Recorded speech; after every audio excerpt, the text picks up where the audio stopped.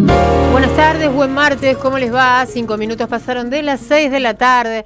Estamos con ustedes hasta las 20 en la 530, la querida radio 530 que está cumpliendo 20 años, la radio de las madres. El sueño de Eve, ¿sí? Que tanto costó. Bueno, acá estamos, y orgullosos y con toda la responsabilidad que significa estar en esta radio y en estos días, ¿no? Tan difíciles, con una agenda tan particular. La verdad que cuesta calificarla. Por momentos uno siente que se trata de provocaciones, ¿verdad? Pero más allá de las provocaciones y de que uno sienta, bueno, son provocaciones porque hay que estar todo el tiempo, ¿no?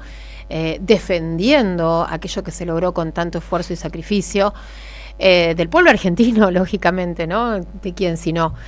Y eso no significa que haya que eh, aflojar, para nada, no estoy queriendo decir eso, no hay que aflojar para nada, hay que seguir dando la pelea, hay que seguir levantando las banderas, pero también hay que seguir exigiéndole, ¿sí? Exigiéndole al gobierno nacional que está bien, están gobernando, ya nos dimos cuenta, pero por favor, ¿sí?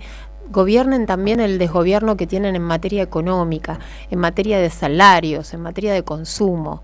Nos quieren hacer creer que este fue el mejor fin de semana desde no sé cuánto tiempo en materia de turismo. Son un puñado de argentinos los que se desplazaron. El resto no se puede ni mover de la casa, gente. Bien, no quiero recibirlos así. Quiero recibirlos con alegría y con, bueno, y con esta sensación, ¿no? De los 20 años de la radio de las madres, que los estamos celebrando, celebrando juntos y juntas acá, al aire de la 530. Ponemos música y enseguida regresamos.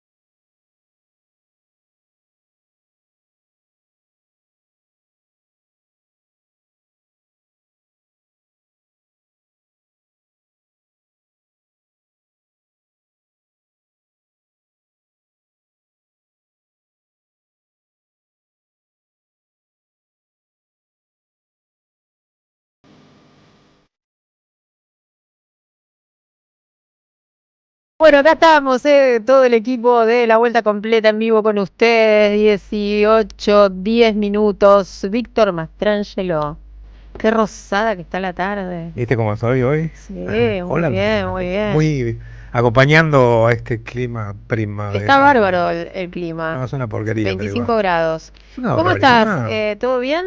Bien, ¿y vos, Andrea? Bien, Pero fantástica. yo sé que Muy vos estás muy bien, bien muy bien hoy. porque bueno, Yo sé que vos estás muy bien hoy, hoy. hoy voy Y no a... es la temperatura. No, después les contamos a los oyentes. Brustein, Sí, ¿cómo le sí. va a usted? A mí me va siempre igual. Sin entrar en los detalles, digamos, ¿no? No. Ya está, ya conozco, estoy jovato, entonces estoy curtido, ya está. Sí, Poco ¿no? tiempo de no sé cuántos años que tengo, fueron pocos añitos los que uno estuvo tranquilo. ¿Viste? Pero La cómo se verdad. extraña la tranquilidad, ¿no? Hay un momento en el que uno dice que... Sí, pero si uno se enrosca con eso, Sí, sí. Ya está, más hay que vale soltar, como dicen ahora. enfocarse en la forma en afrontar estas situaciones. Exactamente, ¿no? exactamente, coincido. Porque si miran esperando Sí. que bueno cuando estábamos bien y qué sé yo, Sí, te haces más daño. ahí va, ahí va. Totalmente. 18, 12 minutos, por supuesto tenemos un montón de cosas para compartir con ustedes, para repasar. Bueno, ya saben todos que fue designado Carlos Presti como el reemplazante de Petri. Petri, Es una- dieron vueltas las letras y claro, quedó casi lo mismo, un ¿no? Es un anagrama que se anagrama, sí, llama así eso, es. Bueno, un militar, ¿no? Un militar en la cartera de defensa, algo que no ocurre en la Argentina desde el retorno a la democracia. Agustín Rossi ya lo hemos escuchado en varios canales informativos diciendo que esto es un enorme retroceso. Milani, ¿no? César Milani, por el contrario, ¿no? Sí, lo que dijo es que debía retirarse para ocupar el cargo, y sí dijo que es falso que un militar, digamos, te va a generar cierta desconfianza asumiendo un cargo en el Ministerio de Defensa. O sea, como que le hizo la veña, podemos decir. Sí. Milani a Presti. Eso Creo que generó alguna fricción. dependerá del militar como dependerá del civil. Exactamente. ¿no? Acá hay un tema Claro. que es que este hombre, Presti, Carlos Alberto, así se llama, es hijo de Carlos Roque Presti. Ujú. Que bueno, es un genocida o ex genocida. En realidad, él murió impune porque estaba bajo el manto de la obediencia de vida de claro. 1987 y murió en 1993. Estaba al frente del Regimiento de Infantería de La Plata. Cuando decimos La Plata y decimos dictadura, bueno, de allá es un montón de información, ¿no? La Chacha, Arana, Arana, Comisaría no pasó Arana. Quinta, bueno. El asunto es que el hijo no tiene nada que ver con estos crímenes, excepto que es el hijo, y no ha pedido disculpas ni se refirió nunca a la actuación de su padre durante la dictadura. Vamos a escuchar a Carlos Presti, qué es lo que dijo, porque lo que se anunció es que va a seguir, esta es la noticia del día, con la jerarquía militar, que va a estar como en una suerte de un dibujo, que es como una licencia, como en stand-by su cargo militar. Vamos a escucharlo. Está la costumbre de que el presidente reciba a sus generales, almirantes, brigadieres en el Salón Blanco. Teniente, ¿cómo se prepara para el nuevo cargo, el nuevo ministro de Defensa a partir del 10 de Sí, diciembre? estoy preparado ya, así que estoy ahora articulando y pensando cuáles van a ser las mejores opciones para presentarle al presidente. Una vez que me las apruebe, las daré a conocer. ¿Va a haber un pase de retiro? Voy a cumplir lo que determina la ley para el personal militar, desde ya que ¿Y eso va a qué ser significa? todo, que voy a seguir con jerarquía militar en una situación distinta. Como ministro. Como ministro, pero está contemplado, contemplado legalmente qué es lo que corresponde a este tipo de situaciones, qué es lo que voy a ¿Cuál es el realizar. planteo? Bueno, la ley que están citando es la 19.101 para enmarcar esta Decisión. situación, ¿no? Claro, que es que sigue siendo militar, pero acá lo fuerte va a ser que lo que están buscando es que él jure con el uniforme. Y además yo me pregunto, él puede designar, por lo que estuve por la información que puede recabar, él puede designar a quien quiera como sus colaboradores. Esto implica que también puede designar a otros de la fuerza. Los ascensos los tiene que aprobar el Congreso, ¿no? Bien. Bueno. Sí, él propone y el Congreso aprueba. Bueno, la verdad que esta es la situación, es muy, no sé, para mí es una situación que se enmarca dentro de todo lo que Javier Milei vino a traernos a los argentinos. Como decías vos, Luis, no es para nada sorprendente, ¿no? Él eligió a Victoria Villarroel de vicepresidenta. Los argentinos han escuchado las declaraciones de Villarroel respecto de la dictadura y conocen los vínculos de Villarroel con los genocidas, puntualmente con Videla, por ejemplo, quién era el padre de Villarroel, en fin, conocen esa historia. El asunto es que siguen avanzando y por un momento, bueno, parece una provocación, ¿no? Mientras una parte de la sociedad se siente interpelada por estas decisiones y nos sentimos incómodos, preferiríamos que fuera de otra manera, el gobierno sigue avanzando con su agenda y parece que no lo para nadie. Así que bueno, esa es un poco la noticia del día. Después vamos a hablar de los temas económicos, me imagino, ¿no? Exacto, de los temas económicos y de cómo una noticia que parece, si se quiere, banal, vista de acá, viéndola desde la Argentina, al final no es tanto. Bien, bueno, vamos a escuchar a Luis, que él vino preparado para hablar del tema del Ministerio de Defensa, por eso un poco quería bajar la información que tenemos hasta ahora. Esta es la información que tenemos, que este hombre no va a pasar a retiro para asumir como ministro de Defensa. Vos sabés que con eso se armó una polémica bastante álgida, ¿no? Primero por el hecho de ser militar en sí, bueno, un ministerio que forma parte del Poder Ejecutivo, es un poder civil, y el otro porque es un militar en actividad.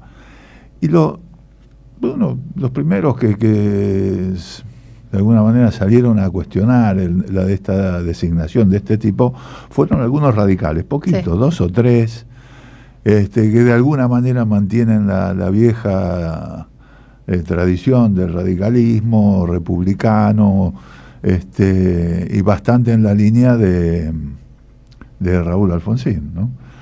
Porque los demás prácticamente ya venían, ¿no? Desde la época de la dictadura, una parte, después se fueron subordinando todos a la política de la derecha en el país, y eso incluye las políticas en relación a los derechos humanos y todo lo demás.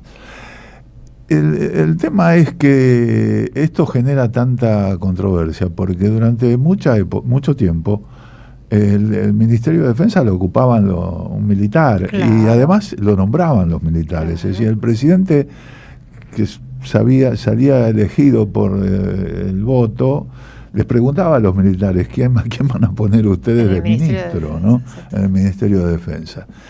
Y en realidad en toda esa época que coincide con la época de la Guerra Fría, también había que consultar a la embajada norteamericana, porque de alguna manera Estados Unidos quería mantener bajo control a los ejércitos latinoamericanos como resguardo contra cualquier gobierno popular que tuviera el más mínimo aroma a comunismo o a una cosa por el estilo, que en medio de la Guerra Fría ellos estaban en esa confrontación. Y fue así, era así. O sea, durante toda esa época había un gobierno democrático elegido por el voto, y en realidad todo eso se convertía en una especie de sobreactuación o de payasada, porque ese gobierno siempre, aunque hubiera sido elegido por el voto, estaba subordinado al control y la vigilancia de las Fuerzas Armadas. O sea, el ministro de Defensa o todo lo que tuviera que ver con las Fuerzas Armadas en realidad se movía con poder propio y con capacidad de decisión propia. Así no fue, ¿no, Luis? Exactamente. Después toda la época de los golpes militares, las democracias tuteladas por los militares, fueron casi 30 años, casi 20 y pico de años, con alguna ventana más o menos democrática en el medio, pero en general con un gran peso del sector militar, al punto que, bueno, se hablaba abiertamente del partido militar, y cualquiera que hiciera política, hasta los periodistas que cubrían las secciones de política en los medios, tenían que saber quién era el comandante de cada cuerpo de ejército, cómo venían los ascensos. Eso era lo más importante que tenías que saber en esa época. Por eso, cuando se va la dictadura en el 84, Alfonsín toma una cantidad de medidas que buscan prevenir que se vuelva a esa situación. Y yo creo que en eso era acertado hacer eso, aunque tampoco garantizaba demasiado, pero era una forma de instalar la idea de que el poder constitucional estaba en los civiles, estaba en el presidente elegido por... Y que el presidente era el comandante en jefe de las Fuerzas Armadas, claro, entonces, y que nada tenía que resultar con los altos mandos, ¿verdad? Claro, el jefe de Estado Mayor hasta ese momento era el comandante en jefe. Entonces, a partir de ese momento, el comandante en jefe es el presidente de la República. Se instala la idea de que los militares, las camadas militares, tenían que jurar obediencia a la Constitución. Exacto. Antes era la patria y a los evangelios y a la patria, a Dios y a la patria, y con el gobierno del 84 lo que se plantea es que juren por la Constitución, que ahora parece una estupidez, pero en ese momento, fue exactamente el día que salió Página 12, hubo varios militares que se negaron y estaban en las filas del acto, estaban formados, y cuando les hacen la lectura del juramento, se retiran de la formación y se niegan a jurar por la Constitución. Y también pone como ministro y trata de generar como tradición que el ministro de Defensa sea un ministro civil. Y yo creo que a partir de ahí en adelante esa idea se mantuvo en la medida en que siempre aparecía el partido militar como un peligro permanente de golpismo o de intervención sobre las decisiones democráticas de los procesos electorales y todo lo demás, ¿no? Bueno, yo creo que esa época se ha ido alejando, bueno, terminó la Guerra Fría, que eso es un dato súper importante, porque justo cuando se termina la Guerra Fría se terminan los golpes militares, ¿no? Una casualidad. Es una casualidad, sí. O sea, la embajada hizo clic, claro, y dijo, no, vamos por otro lado a partir de ahora. Y fueron apareciendo otros resortes de poder, eso con relación al control político, ¿no? Que tiene que ver con la manipulación mediática, una cantidad de cuestiones que fueron reemplazando, ¿no? El Poder Judicial, funcionario del Poder Judicial, la persecución judicial a los sectores populares. Digamos, siempre estuvo enfocado la represión siempre para el mismo lado, desde el mismo lado y contra el mismo lado. Y en ese sentido se generó esa controversia que tiene, a pesar, yo lo escuché en la entrevista a Milani, y tiene parte de razón y también no tiene razón, en el sentido que en el contexto histórico en el que se vino dando el tema de los militares, hay algún sentido con que el ministro de Defensa, las autoridades que manejan las políticas relacionadas con los militares y las Fuerzas Armadas, sea un civil, porque eso ha sido como una demostración de que el poder militar está subordinado a las fuerzas democráticas. Pero fuera de esa situación, que ya con el tiempo se ha ido tomando mucha distancia, también lo que dice Milani es cierto. O sea, bueno, que haya un militar, en realidad nunca hubo por el lado de la sociedad, porque vos escuchás hablar mucho a policías o militares, ¿no? el presidente que destruyó las Fuerzas Armadas en realidad fue al que ellos más quieren, que fue Carlos Menem, ¿no? Que le sacó la conscripción y le bajó el presupuesto a niveles totales, y a partir de ahí realmente los militares dejaron de Milei tener... ahora también, ¿no? Con la, Exactamente. No cumplió con el No acuerdo cumplió con salarial el que había acuerdo. dejado no Rossi. cumplió con el acuerdo salarial, Ese y es además otro tiene problemas con la contexto. obra social. También. Ese es otro contexto. Que Petri no hizo nada. Hay una cantidad de cuestiones que tienen que ver con lo profesional, estrictamente, que tiene que ver con el desastre que deja Petri Claro. en las Fuerzas Armadas, ¿no? Sí. Con la obra social hecha pelota, con Ujú. presupuestos que no están bien administrados, con salarios también miserables, como todos los empleados estatales. Pero no deja de ser este hombre un militar, y no va a pasar a retiro, y va a asumir como en un stand-by de su función. Por eso yo digo... ¿Cómo lo interpretamos? ¿Cómo leemos esto? Yo creo que en ninguna de las dos cosas que dijiste, el tipo, lo que peor para mí es que el tipo tiene un discurso de reivindicación. Nunca claro, lo dijimos antes, ¿no? Que nunca se disculpó, lo dijimos antes de tu comentario. Claro. Sí, es parte de este proyecto político, si no sería ministro. Exactamente. De todas maneras, ojo, porque el despelote que deja Petri es muy grande. Él quiso dejar a una persona que era de su confianza, y no pudo. A su primo, ¿no? Algo así. Sí, diputado provincial de Mendoza. Claro. Y no pudo porque en realidad la administración que hizo Petri de las Fuerzas Armadas y demás fue un desastre. Desde el punto de vista de equipamiento, desde el punto de vista de presupuesto, y sobre todo lo que más le preocupa y lo que genera más despelote interno es el tema de la obra social. Uh-huh. Que haya un militar que se vaya a hacer cargo de eso, se supone que el tipo va a saber más cuáles son las prioridades, cuáles son y además cuál es la problemática, porque ahí en la obra social va a tener que meter bastante mano para ordenar ese desastre. Uh-huh. Y el tema es que es lo que decíamos recién, no es tanto que el tipo sea militar en sí, sino en la formación que tiene él como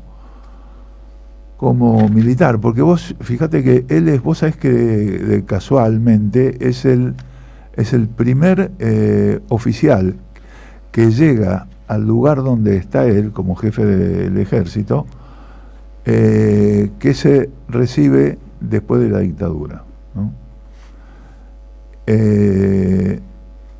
Y eso es extraño porque al mismo tiempo, al ser hijo de un represor que no pudo ser juzgado simplemente porque se murió antes, era un coronel que era jefe del regimiento de infantería de La Plata, y él, nunca... Hay toda una historia de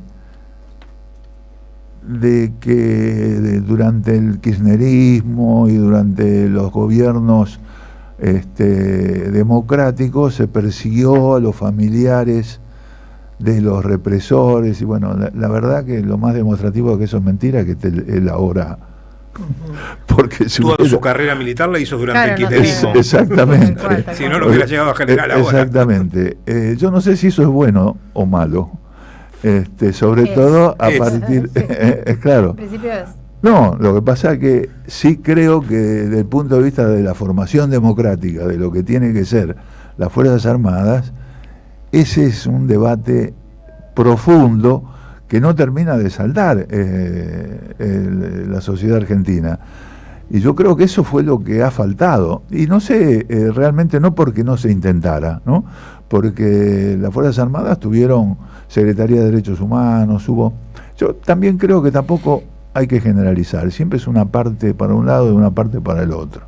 Y creo que sobre todo después de la dictadura siempre también seguramente habrá militares democráticos y militares que mantienen una posición corporativa cerrada porque les conviene, por una cuestión familiar o por lo que es su formación ideológica, esa posición. Pero de todas maneras, fíjense usted, una de las cosas que dijo Milani fue que este hombre es del sector liberal de las Fuerzas Armadas. Uh-huh. ¿Qué quiere decir sector liberal? Bueno, es el sector que de alguna manera coincide con las políticas del macrismo y de Milei, o sea, políticas de subordinamiento con Estados Unidos, con lo cual se pone en cuestionamiento también la formación con relación a lo que es la figura de la defensa nacional, ¿no?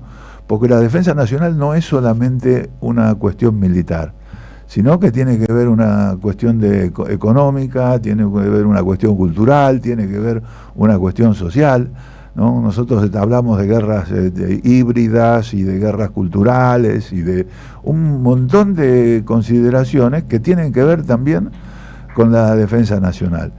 Cuando vos decís, este tipo tiene una formación liberal como militar, tiene una concepción de la defensa que es subordinada absolutamente a la posición de las potencias hegemónicas, en este caso de Estados Unidos. Bien.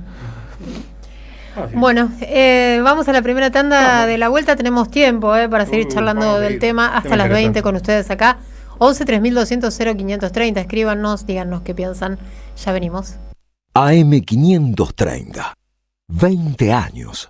Hola, soy Pedro Peretti. Quiero mandar un gran abrazo en estos 20 años de la AM530, la radio de las madres. Esa experiencia radiofónica maravillosa que tanto nos acompaña en el interior profundo de la Argentina. Salud y cosecha para todos y todas que hacen posible y que nos acompañan tanto en este momento tan difícil de la patria, de nuestro movimiento y del pueblo argentino. Los queremos mucho. AM530 Somos Radio. Buscamos la verdad siempre, siempre, siempre, siempre. Vení a Ituzaingó. Viví la experiencia. Descubrí la alegría. Disfrutá. Sentí. Probá. Crea momentos imborrables. Ituzaingó. Un lugar para visitar. Vení a conocer la provincia de Buenos Aires. Turismo todo el año. Provincia Bonita, Argentina. Más información en buenosaires.tour.ar. Gobierno de la provincia de Buenos Aires. Inocente. Se viene la cumbia latinoamericana. La Delio Valdés presenta su 6º álbum, El Desvelo, el 27 de noviembre a las 21 en el Movistar Arena, Humboldt 450 Villa Crespo. Entradas en venta, apúrate que se agotan. Tus oídos necesitan algo más que una cajita feliz. Radio Caníbal. Un banquete musical en AM530. Radio Caníbal. Los miércoles, de 1 a 3 de la mañana, Eduardo Fabregat musicaliza la vida. Nuevos asfaltos en La Capilla. Estamos trabajando en los accesos a la escuela secundaria número 15, con obras hidráulicas complementarias y luminarias LED. Conoce más en varela.gov.ar/obras. Municipalidad de Florencio Varela. Intendencia Andrés Watson.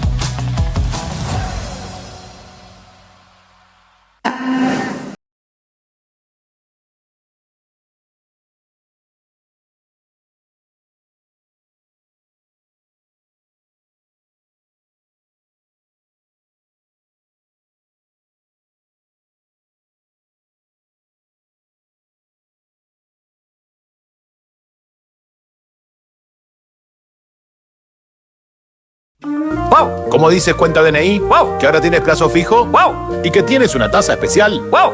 Y eso hace que tu dinero crezca, ¡wow! Y crezca, ¡wow! Y crezca, ¡wow! Pará, ese último ¡wow! No entendí. ¡Wow! ¡Ah! ¡Que crece! Cuenta DNI. Tu plazo fijo de Banco Provincia es realmente ¡wow! ¡Wow! Conoce más en bancoprovincia.com.ar. Están pasando demasiadas cosas raras, pero hay una radio que nunca se apaga. No te dejes desanimar. Prende la radio. Prendete. AM530. 20 años. Somos radio. Somos comunidad. La vuelta completa. 2 horas. Todas las direcciones. Hasta las 20, Andrea recuperó en AM530.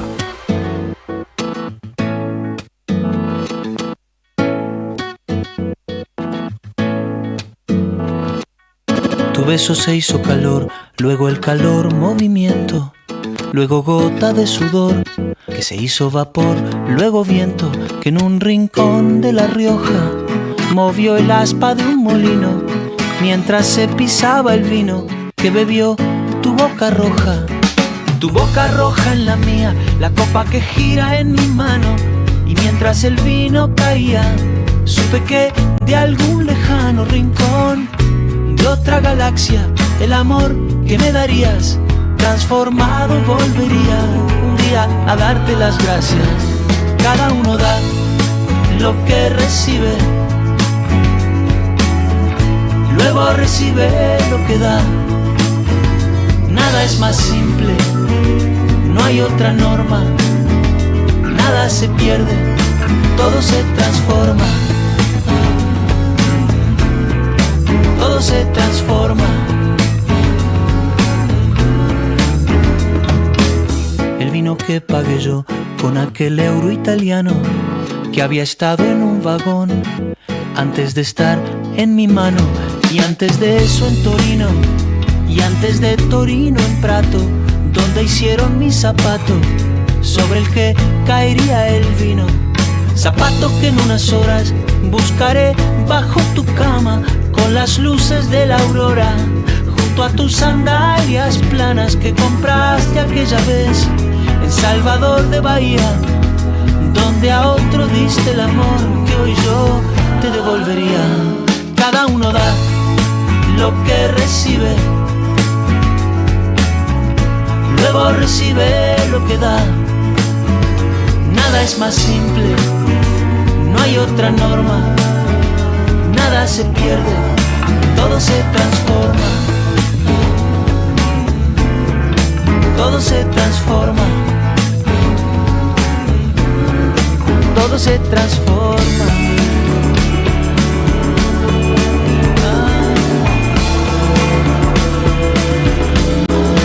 Todo se transforma. Supe que de algún lejano rincón de otra galaxia el amor que me darías transformado volvería un día a darte las gracias, porque cada uno da lo que recibe, luego recibe lo que da. Nada es más simple, no hay otra norma. Nada se pierde, todo se transforma. Nada se pierde, todo se transforma. Nada se pierde, todo se transforma. Todo se transforma. Todo se transforma. Todo se transforma. Acá estábamos charlando en el corte de las cosas de la vida y de la historia argentina, porque cuántas vueltas, ¿no? Cuántas vueltas. Somos como la noria, es el burro de la noria, que damos vueltas siempre alrededor del mismo lugar. Siempre. Es como un ciclo que se repite, pero viste, con ese, no con la cadencia del hámster que va siempre como avanzando, aunque esté. No, esto es como caes en un pozo, viste, cada tanto caemos en un pozo. Y bueno. Nos dicen acá, feliz cumple a la M530, gracias Luis por tu claridad. Efectivamente hay una discusión pendiente. Si tenemos Fuerzas Armadas, tenemos que poder incluirlas en un proyecto de país soberano, y quizá un oficial de la democracia podría asesorar un Ministerio de Defensa Nacional. Lo que no puede es asumir un puesto político teniendo un grado en las Fuerzas Armadas. También están escribiendo por acá. Héctor dice, la libertad se da cuando cada uno tiene independencia económica, extendida a cada familia, a todo el pueblo y a la patria. para que deje de ser colonia. Recuperemos la palabra libertad, transformándonos en liberadores. Reinstalando el poder adquisitivo de Cristina 2015 y con él la justicia social, la identidad peronista de la década ganada. Nos manda un abrazo Héctor. Bueno, hay varios mensajitos, como verán, que se enganchan con lo que veníamos comentando, y es verdad, ¿no? El tema de la economía, todo este fin de semana, no sé si ustedes tuvieron ocasión, ¿no? de mirar, aunque sea un poco, porque uno, la verdad, hay tantos temas, tanta información que uno trata de abarcarlo todo y es imposible. Pero ya la semana pasada estuvimos hablando de precios, y esta semana, ¿no?, trasciende el gran endeudamiento que tienen los argentinos. Hoy Cristina también, ¿no?, hacía referencia a esto en un tuit que vamos a estar comentando en un ratito nada más, porque ahora vamos a abordar otro conflicto. Otro conflicto. Ahora volvemos, Luis, con el tema de Cristina, vamos a compartir su tuit, vamos a hablar del endeudamiento, ¿no? Familias que ya... Quería hablar una cosita después de esto que veníamos hablando de la defensa y eso, ¿no? Hay un tema que me parece importantísimo, pero bueno. Bueno, ahora antes de la media vuelta lo redondeamos. Vamos a recibir al productor yerbatero Jorge Kripsuk, así creo que se pronuncia, Kripsuk, porque bueno, decíamos, otro conflicto más, y un conflicto que lógicamente, entiendo, podría evitarse, pero las desregulaciones de Milei, en este caso, vinculadas al Instituto de la Yerba, ponen en peligro la próxima cosecha. Así que bueno, lo estamos recibiendo a Jorge, un gusto saludarlo, Andrea Recupero y el equipo de La Vuelta Completa. Hola, buenas tardes, mucho gusto, el gusto es nuestro, gracias por llamarnos, por bueno, dar a conocer un poquito de lo que está sucediendo en la provincia de Misiones con el sector yerbatero. Eso mismo, Jorge, quería que nos lo comente usted de primera mano, qué es lo que está pasando, porque las noticias que tenemos es que no van a cosechar y que, bueno, podrían venir más protestas. En realidad, a ver, un poquito de historia, ¿no? Sí. Esto, a ver, cuando entró el gobierno de Carlos Menem, antes de eso había una comisión reguladora de la yerba mate, que era, o sea, la yerba es una actividad que tiene que estar regulada sí o sí, como entre otras cosas, ¿no? Otras producciones. Bueno, entra Menem, lo desarma todo esto, se queda algo parecido como lo que estamos pasando hoy día, sí, el mismo modelo de gobierno. Bueno, después cuando entra Eduardo Duhalde, bueno, en una protesta similar, porque estamos en una situación igual, digamos, hoy estamos un poquito peor todavía, sí. Bueno, se crea el Instituto Nacional de la Yerba Mate a través de una ley, sí, que medianamente de esos 22 años veníamos trabajando bastante bien. O sea, el INIM tenía la facultad de fijar un precio, pero nunca ha llegado a un acuerdo con el sector industrial, ¿sí? El sector industrial es otra parte de los que integran el directorio del instituto, ¿sí? Sí. Entonces siempre, la ley lo decía, al no haber unanimidad de fijar un precio, se iba al laudo a Nación, ¿sí? Secretaría de Agricultura tenía en cuenta el costo de producción que sacaban desde el instituto y, bueno, en base a eso había un pequeño margen de rentabilidad que le quedaba al productor, ¿no? Sí. Bueno, a partir de diciembre 2023, el DNU del presidente empieza la debacle, ¿sí? Después, en marzo 2024, un nuevo DNU donde permiten la importación de productos de la canasta básica, entre ellos la yerba de Brasil, de Paraguay, ¿sí? Entonces, bueno, ahí empezó a generarse toda la caída de precios, no hubo fijación de precios, perdón. Entonces, se empezó a complicar todo esto, ¿no? Hoy día los directores no pueden fijar un precio, tampoco sacar un costo de producción, porque este último DNU, el 812-25, le dejó sin facultades, con una solamente, ¿sí? Lo que es promoción de la yerba mate. Sí.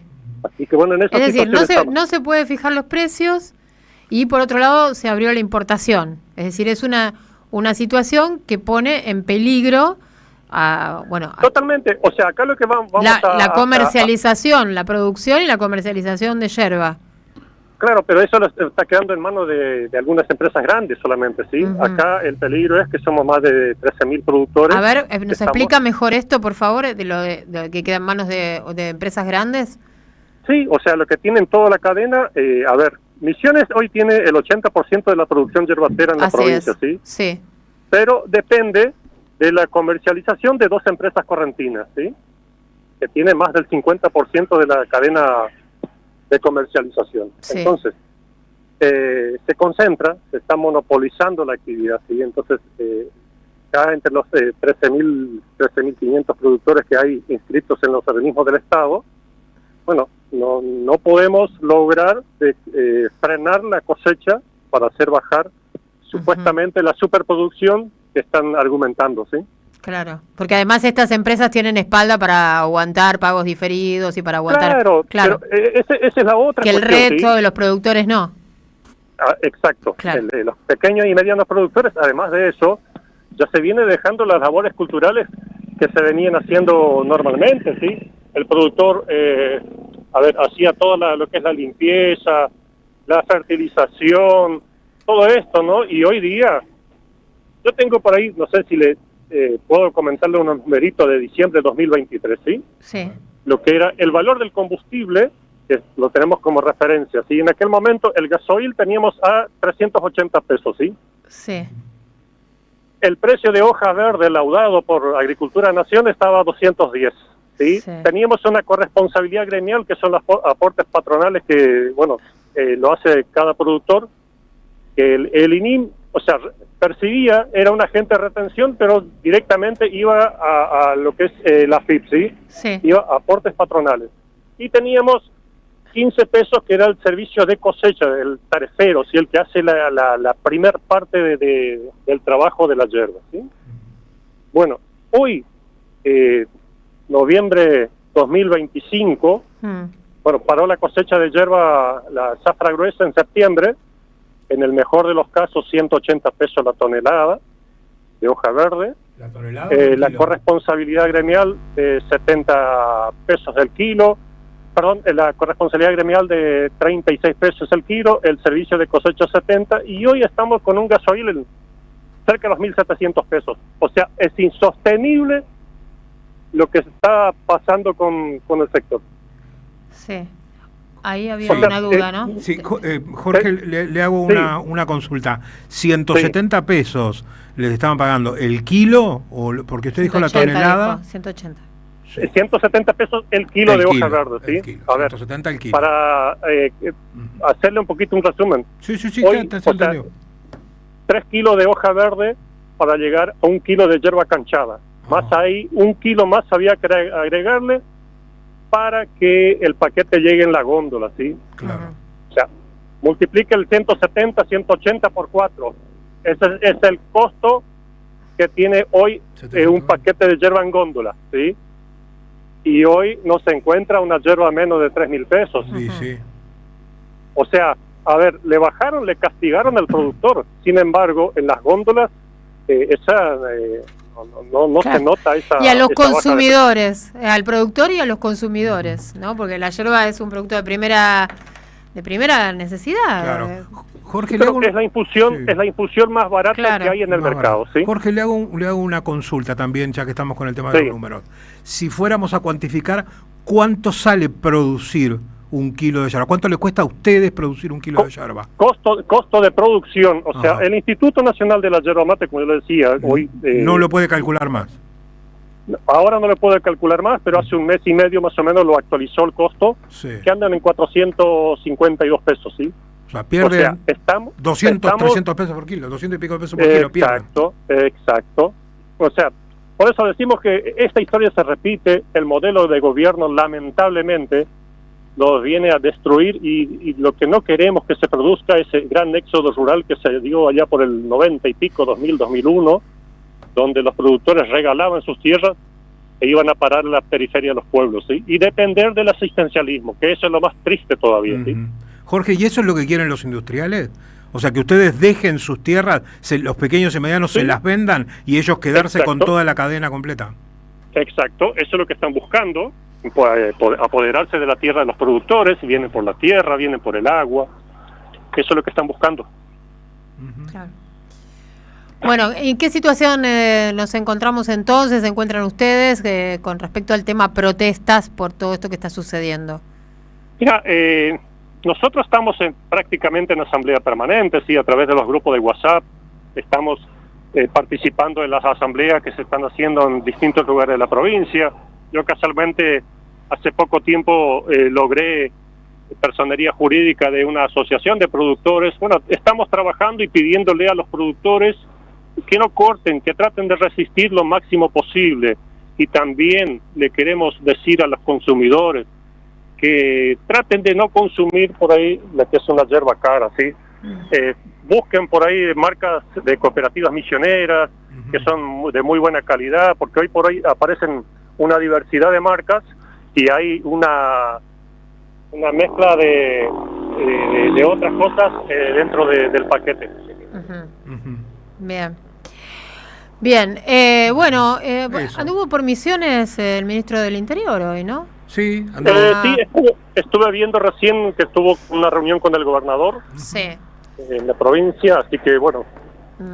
¿Qué apoyo Claro, quería ir por lo político un minutito, si nos permite, porque bueno, ¿cómo votaron los misioneros? Porque el contexto económico y de la producción está bravo, ¿no? Y el gobierno ahí está también presionando al gobernador y a los legisladores que tiene la provincia a nivel nacional para que acompañen, por ejemplo, la reforma laboral, el presupuesto. ¿Cómo lo ve usted a los misioneros y al apoyo del gobierno nacional?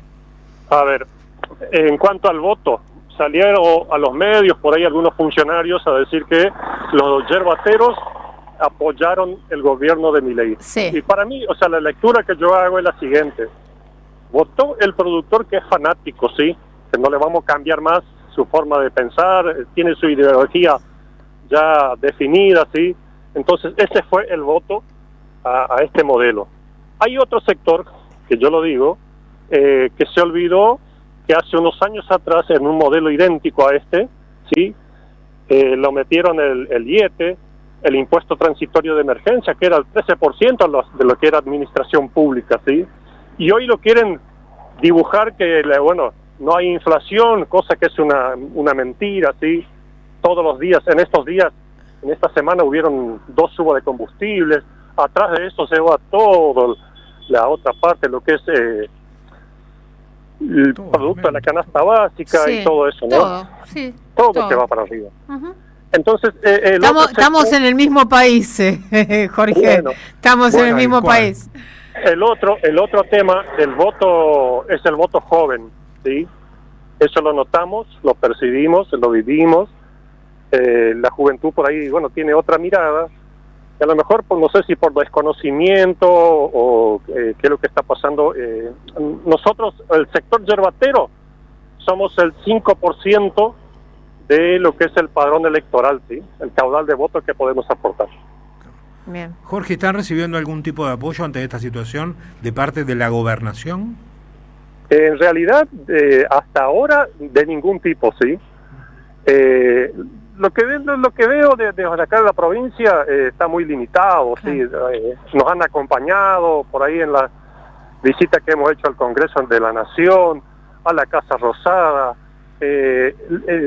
en las distintas presentaciones judiciales que se hicieron, también si el mismo gobernador ha llevado adelante una de ellas, y no hemos tenido resultados. Nosotros en marzo 2025 hicimos una presentación en la justicia, 5 productores, o sea, le hicimos una denuncia penal al presidente de la Nación por incumplimiento de los deberes de funcionario público.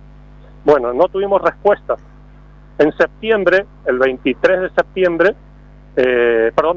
septiembre, hicimos una presentación, ya más asociaciones de productores, 6 en total, más productores particulares, y nos han desestimado la denuncia, lamentablemente. O sea, recurrimos a los 3 poderes del Estado, ¿sí? Desde el Ejecutivo, el Legislativo y últimamente el Judicial, y no hemos tenido ningún tipo de respuesta. Bien. Bueno, Jorge, le agradecemos por el contacto y seguimos observando con atención cómo se desarrolla este conflicto. Bueno, nuevamente agradecerles a ustedes por favor. interiorizarse y a las órdenes. Bueno, buenas tardes. Jorge, el apellido lo Kripsuk. dije bien, Kripsuk, lo dije bien porque tenía mis dudas, pero bueno, lo dijimos bien. Porque se escribe con SK, bueno, y CZ, tiene todas las consonantes, Bueno, gente, 5 minutitos falta para la media vuelta. Vos, Luis, querías agregar algo con respecto al tema de defensa. No, tenemos tiempo. Yo lo que quería agregar es que es cierto que la época del partido militar pasó, pero también es cierto que Estados Unidos en este momento retomó una actitud muy agresiva hacia los países latinoamericanos. Sí. Y que en este momento está demostrada esa actitud con la flota que instaló frente a las costas de Venezuela, donde aparentemente está dispuesto a invadir un país soberano solamente porque le interesa el petróleo de ese país. Ahora, eso implica un concepto, una idea de defensa nacional que no tiene que ver con la subordinación a una potencia que va a invadir a un país hermano. Sí, ¿no? Así es. Bien. Ahora sí, Mastra, ¿nos dejas algún título, querés? Sí, te dejo el título de lo que había dicho al principio. Fabricamos una mierda para pobres. ¡Epa! Ese es el título. Después desarrollo. Yo no tengo nada que ver. No. Así que a mí no me pongas en el fabricamos y todo eso. Porque yo no fabrico nada pero, por ahora. Pero la empresa que dijo eso la vas a conocer. La conoce creo que todo el mundo. A pesar de que no es de acá. ¿Dijo? Sí. Fabricamos una mierda para pobres. Y tiene que ver indirectamente con la Argentina. Sí, no quiero arriesgarme porque no puedo ser asaltada por el prejuicio. No es una empresa argentina. Digo, no, porque me hizo tiene acordar que a ver declaraciones, con cosas que están pasando en la Argentina. A declaraciones despectivas y declaraciones también estigmatizantes y horribles que hicieron varios funcionarios en distintos momentos refiriéndose a distintas cuestiones de la cultura popular argentina. No es un argentino el que lo dijo. Y se refería a su propia empresa. Claro, me di cuenta. Sí, me di cuenta. Al decir fabricamos una mierda para pobres. Por eso, sí, me di cuenta. Bueno, con eso el señor se debe haber comprado algún yate, alguna casita, alguna cosa. Y calculo que bastante más que eso. Cuando te diga quiénes son, vas a ver que es bastante más que eso. Bastante más que eso. No te voy a spoilear. Mirá lo que te digo. Dale. Ahora sí, un minutito nada más, un minutito y unos segunditos falta para las 7 de la tarde. Estamos dando la vuelta con ustedes. Ahora están las guitarritas, nos vamos con la media vuelta. Lindo el clima, a mí me gusta. ¿Cuánto tenemos de temperatura? Porque el reflejo 28. no... ¿28? Qué precioso. Bueno, 28 grados en la ciudad de Buenos Aires. Damos la media vuelta y enseguida regresamos.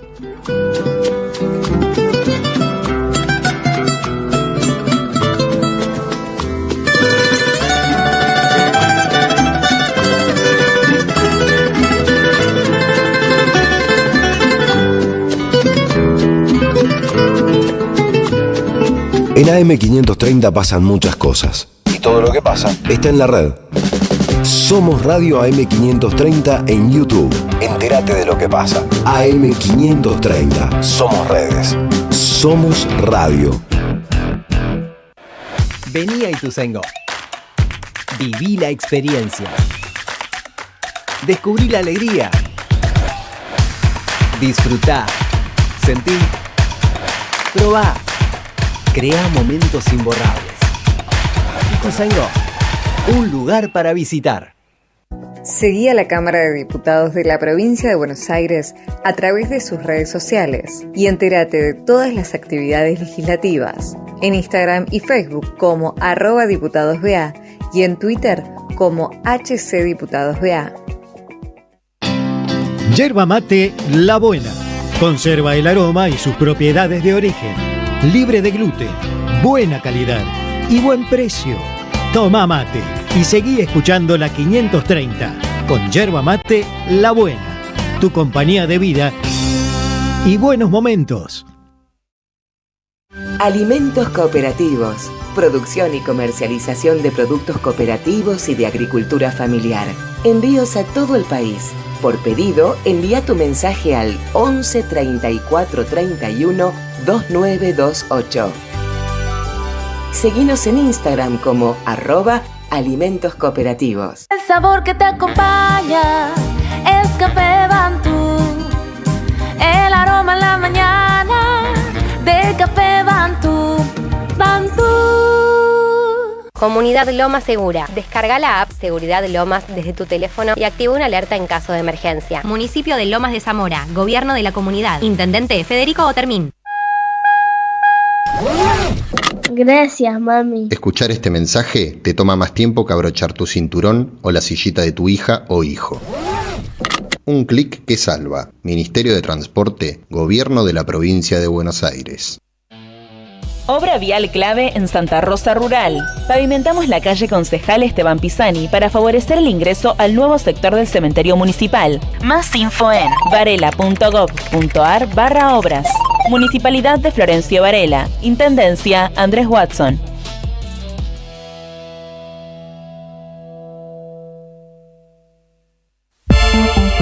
Las voces se multiplican.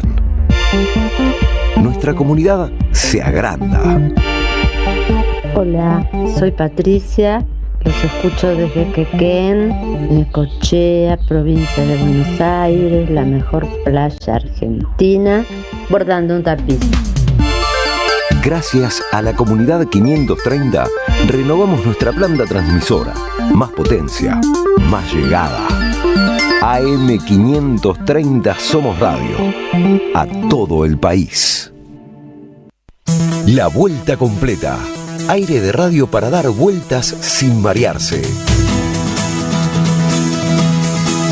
De 18 a 20, la vuelta completa. Andrea Recupero en AM530. Somos Radio.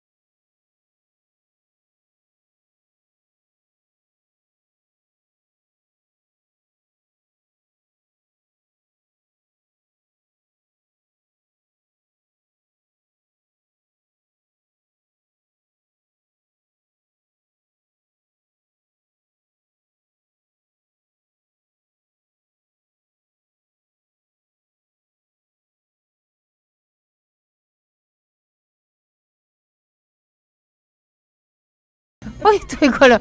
Se están volando los 4 pájaros que tengo, se me están volando todos. Sí. Bueno, está Carlos Dimar en la operación técnica, no lo dijimos. Está... ¿Quién está? Ailén Pavón, la puesta al aire por streaming. Aclaro que no la veo, por eso pregunto, porque está... ahí su mano, ahí apareció su mano. Y cuando entré al estudio no la vi a Ailén, entonces por eso estoy preguntando. Esto fue hace 1 hora y 7 minutos. Dieguito Mayo en la producción del programa, como siempre. Está Mastrangelo, está Luz Brusten, acaba de llegar Victoria Donda. Hola Vicky, bienvenida. Hola, ¿qué tal? Acá para ver cómo le cambias el nombre a Adred Maray. Bueno, era Adred Maray. Ay. Víctor. Muy para meditar, ¿no? Sí. Para como relajar un poco. Es el que tiene todas las rastas y tiene como un... El gorro. Gorro gigante. El gorro. Me da un trago, no sé, cerca de algo con agua. El mar, el río. Hay que llevar eso, Pesa. ¿Calor? Tremendo, sí. ¿Calor? Sí. Conocí 2 o 3 personas que tenían esas rastas. ¿Esa pelambre? Tremendo. Y debe pesar. Tenés que tener un espacio para poner eso. No es por nada, pero decirle pelambre suena un poco de envidia. Se tenía que decir y se dijo, Victoria. Lo dije varias veces, lo voy a repetir porque yo soy un pelado voluntario. A mí me crece el pelo, pero yo me lo corto desde los 18 años. Así o sea que ni te das cuenta de qué está pasando ahí. No me doy cuenta de lo que está pasando, porque como me molesta el calor y se me cae mucho el pelo, me pelo. Bien. Bueno, muchos oyentes se nos están escribiendo y nos están mandando fotos y bueno, y un montón de recuerdos para el Diego, que nos hace falta hace 5 años. Y bueno, estaba chusmeteando un poco el WhatsApp, así que bueno, muchísimas gracias a todos los que están mandando estas cosas tan bonitas. Y bueno, sí. Todo en estos días, ¿no? Todos estos días, porque hace unos días le recordábamos a Eve y bueno, y hoy lo estamos recordando falta a Eve, Diego. falta el Diego, falta el Papa. Sí, fuerte. Exactamente. Bueno, temazo, dice Marce, lo dijiste perfecto, Andrés Mar, claro, Dred Maray, bueno, le decimos Dred Maray, pero está bien. Te voy a ¿cómo es? A pedir, Dieguito, que me anote cómo es la fonética. Porque digo cualquier cosa. Bueno, gente, vamos a escuchar a Victoria. ¿Tienen ganas? Después vamos con los oyentes y tenemos tiempo. Es como que estamos transitando este 25 de noviembre como se puede y con lo que hay. Derecho a tener derechos. Victoria Donda en la vuelta completa.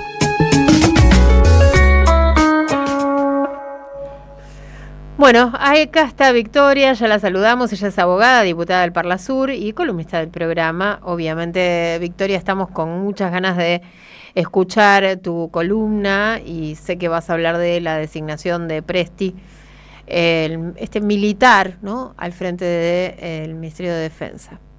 Sí, antes de entrar en la columna, no puedo dejar de decir que hoy, 25 de noviembre, es el Día Internacional de la lucha contra la violencia hacia las mujeres. Exactamente.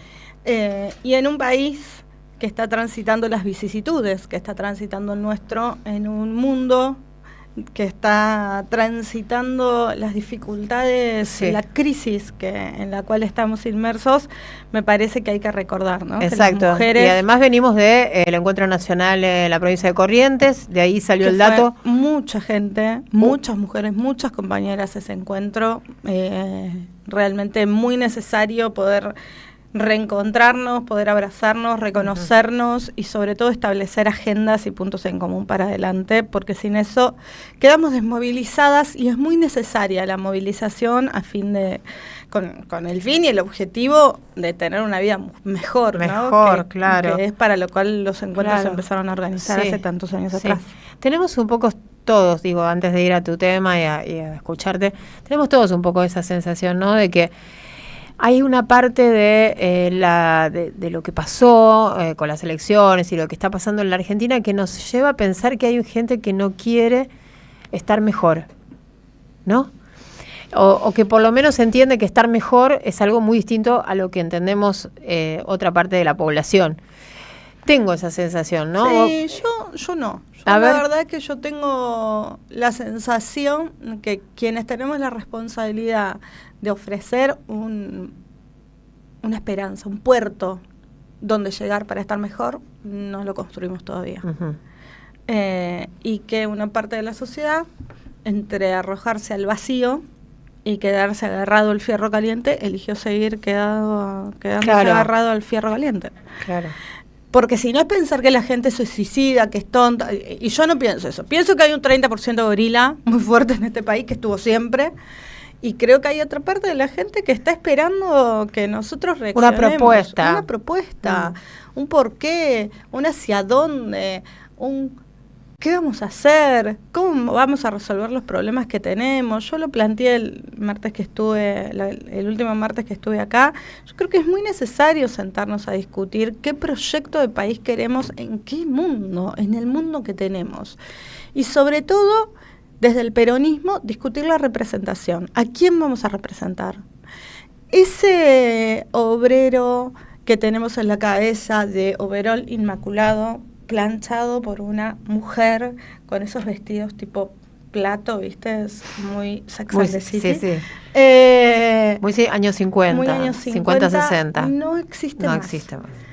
Entonces, en una sociedad que es post-fordiana, no podemos seguir planteando un modelo fordiano de organización nacional. Tenemos que darnos cuenta que el mundo cambió. Y con el mundo tenemos que proponerles una modernización también de nuestras expectativas para el mundo que tenemos. Cuando en el 45 Perón instala el peronismo a nivel nacional, era un movimiento moderno, de avanzada.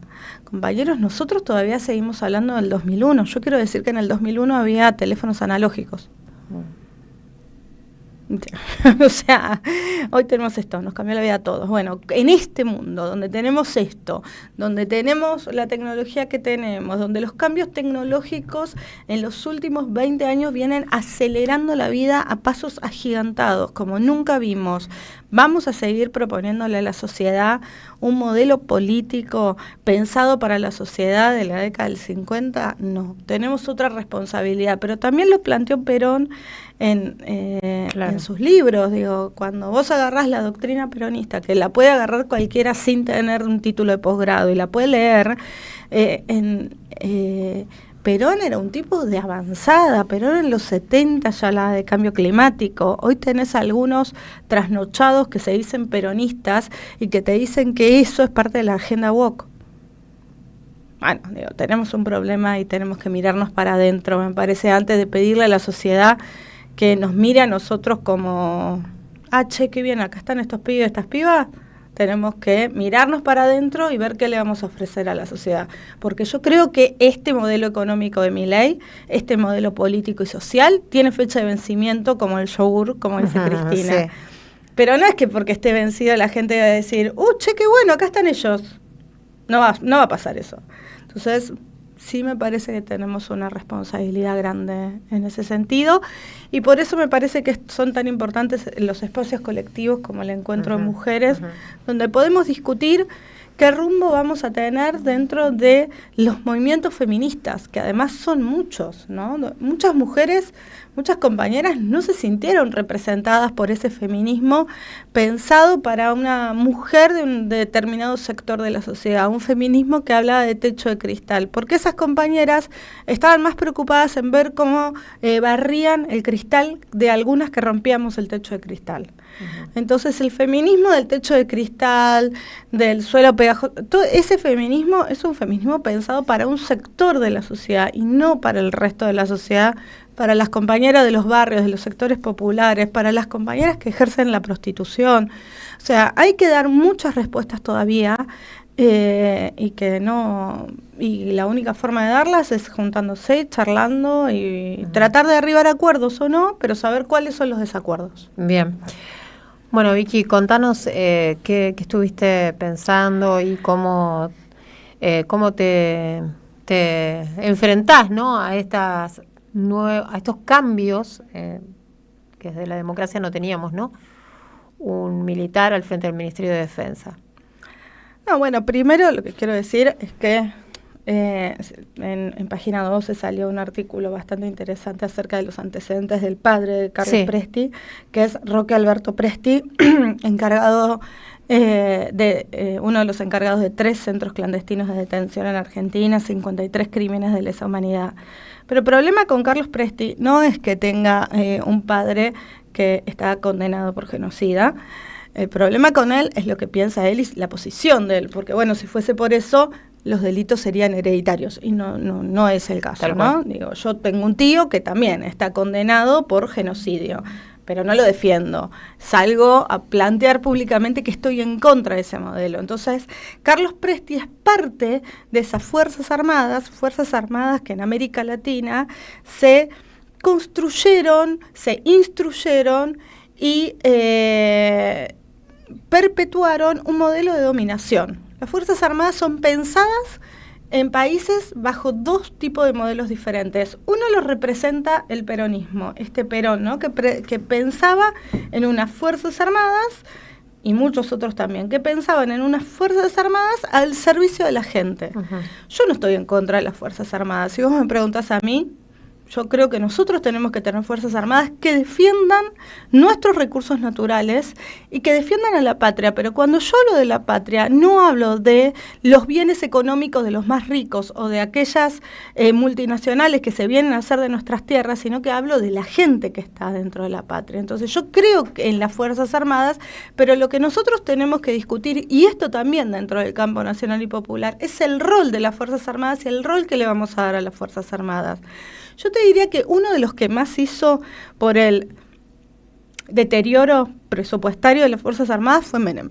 Esto se debe acordar, Menem fue un tipo que le ha quitado mucho presupuesto a las Fuerzas Armadas en un momento histórico donde Argentina necesitaba debilitar a las Fuerzas Armadas porque habían creado un verdadero partido político, una fuerza de poder que de hecho había puesto en jaque varias veces al gobierno anterior, que era el gobierno de Alfonsín. Menem toma la decisión de quitarles ese poder a través del ahogo presupuestario. Después de eso no hubo como demasiada posibilidad, y la política de Néstor Kirchner fue una política de un camino de repensar a las Fuerzas Armadas como esto que estoy planteando, unas Fuerzas Armadas que estén al servicio de la democracia y el pueblo. Para poder hacer eso era indispensable el proceso de memoria, verdad y justicia que se vivió, donde se condenó a algunos de los genocidas que hoy tenemos presos por haber sido responsables del terrorismo de Estado, entre los cuales está el padre de Presti. Muchos de los no responsables, pero de los que ideológicamente comulgaron con esa dictadura, siguieron dentro de las Fuerzas Armadas. Entonces nosotros tenemos un problema de proyecto inconcluso dentro de nuestras Fuerzas Armadas. Ese proyecto inconcluso significa que quedaron conviviendo mucho tiempo o medio dormidos personas que creen que las Fuerzas Armadas no tienen que estar al servicio del pueblo, sino que tienen que estar al servicio de los más poderosos, sean de acá o sean de afuera. Entonces, ese es el problema que hay con Carlos Presti. El problema con Carlos Presti es que es hijo de un genocida y que él no se posiciona en contra de ese genocidio, en contra del terrorismo de Estado, y por lo tanto parece ser que no defiende la democracia, porque si vos no decís algo, lo otorgás, ¿no? Y por otro lado, que esto sí creo que es muy peligroso, es romper una tradición histórica de la Argentina y que tenía que ver con el control civil de las Fuerzas Armadas, que no es aleatorio ni es una cuestión solo de simbólica. Tiene que ver con que aquellas corporaciones, que son corporaciones cerradas y que además revisten en sí un cierto riesgo para las instituciones democráticas, como son las Fuerzas Armadas y las Fuerzas de Seguridad, necesariamente necesitan el control civil. Nosotros tomamos el discurso yanqui, el discurso de Trump, pero no tomamos lo que los Estados Unidos hicieron para adentro. Bueno, ahora esa tradición también la rompieron con Trump, pero hicieron para adentro durante mucho tiempo de no intervención de las Fuerzas Armadas en su propio territorio y de control civil sobre las fuerzas de seguridad. ¿A qué me refiero? En Estados Unidos eligen a los comisarios, los elige la gente. Y es uno de los modelos que deberíamos discutir, ¿no? ¿Qué pasa si la gente empieza a mirar hacia adentro de esas corporaciones? Cuando vos a una corporación que es opaca, que además detenta el poder de las armas de fuego, la empezás a no sé si a transparentar, pero la empezás a hacer más visible a los ojos de la sociedad, hay muchas cosas que se empiezan a cortar. El problema de las Fuerzas Armadas no es solo el escaso presupuesto. Ellos, lo que quiere hacer Milei y el muñeco de J. Show que tenían de ministro de Defensa, fue darles como un caramelito a algunos miembros de las Fuerzas Armadas que tienen disgustados. Yo les quiero decir que les va a ir bastante mal con ese caramelito, porque no van a dejar contento a nadie, porque el disgusto no viene por quién los controla o quién no los controla. El disgusto viene porque no tienen plata, claro, porque no tienen presupuesto, porque hicieron mierda sus obras sociales, porque no cumplieron una sola de las promesas que les hicieron. ¿Y saben por qué? Porque los liberales, como estos, que son unos liberales económicos, no están de acuerdo tampoco con tener Fuerzas Armadas fuertes. Los necesitan para tener los votos, pero no están de acuerdo. Hay que repensar modelos de fuerzas de seguridad y de Fuerzas Armadas que estén al servicio de las causas populares. Yo no quiero unas Fuerzas Armadas paupérrimas y que no puedan defender nuestras fronteras, que no puedan defender nuestros glaciales, que no puedan defender nuestros reservorios de agua potable, de agua dulce, perdón.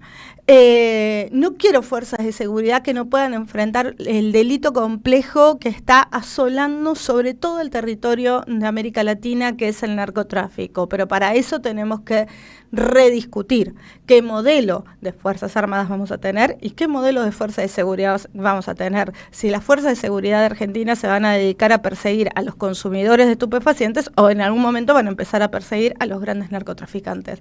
Habrá que ponerse de acuerdo, habrá que discutirlo. Lo que está claro es que no exponiendo a una persona que además públicamente banca lo que hizo el terrorismo de Estado. El terrorismo de Estado solo le dio la posibilidad a las fuerzas, a los poderes dominantes de fuerzas extranjeras de ocupar el territorio nacional, y que no nos dejemos engañar con aquello que desde posiciones pseudonacionalistas bancan a este tipo, porque en realidad son esos pseudonacionalistas que lo que no ven es que las Fuerzas Armadas en nuestro país, la más de las veces, fueron instrumento del imperialismo, y algunas veces una pequeña parte de esas Fuerzas Armadas trataron de ser disputadas por las fuerzas nacionales y populares, pero lamentablemente a quienes encabezaron esas disputas los asesinaron sus propios hermanos de armas que estaban al servicio del imperialismo. El bombardeo a la Plaza de Mayo fue de las Fuerzas Armadas. Entonces no cualquier milico vestido de milico